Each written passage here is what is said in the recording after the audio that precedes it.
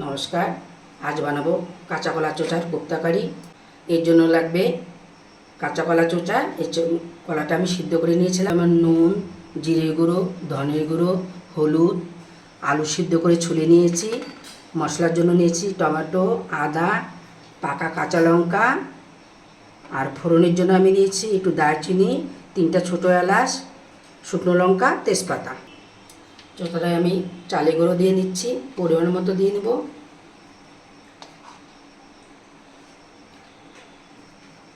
নুন দিচ্ছি, একটু হলুদ দেব।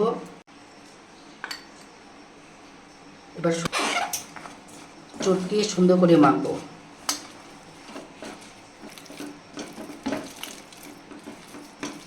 কাঁচা কলার চোচাটাকে আমি নুন, হলুদ, চালে গুঁড়া দিয়ে সুন্দর করে মেখে নিয়েছি।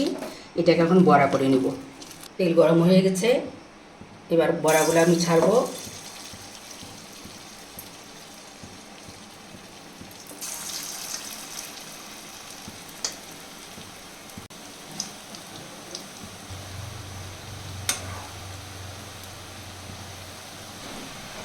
বড়াগুলো ভাজা হয়ে গেছে, বেশ লাল করে ভেজে নিলাম। এবার নামিয়ে নিচ্ছি। কড়াইতে তেল ছিল, এই তেলে আমি এলাচ, দারচিনি, 2টো শুকনো লঙ্কা, একটু তেজপাতা দিয়ে দিলাম। ফোড়ন ভাজা হয়ে গেছে, এবার আলু ছেড়ে দিচ্ছি।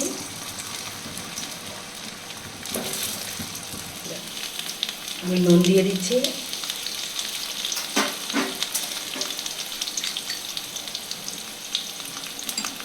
এবারে হলুদ দেব, জিরের গুঁড়ো, ধনের গুঁড়ো।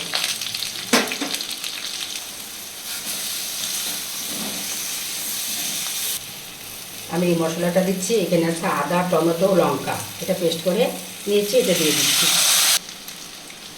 সামান্য একটু চিনি দিয়ে নিচ্ছি, 1/2 চামচের একটু বেশি। 10 থেকে 12 মিনিট আমি ভেজে দিলাম। তরকারিটা ভাজা হয়ে গেছে। এখন আমি মশলা ধোয়ার জলটা দিব, দিয়ে আর 2-1 মিনিট ভেজে।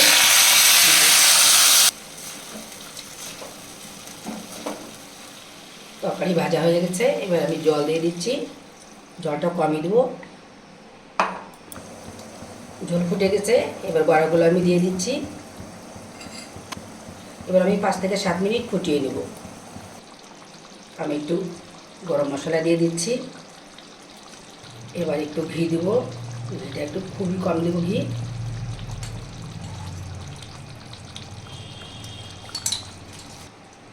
কাঁচা কলার চোচার কোপ্তা কারি রেডি। এবার আমি নামিয়ে দেবো। গ্যাস বন্ধ করে দিলাম।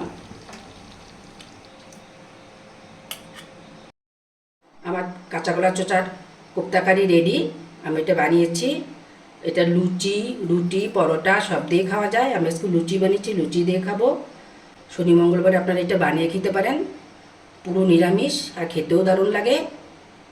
আজ রাখছি, নমস্কার।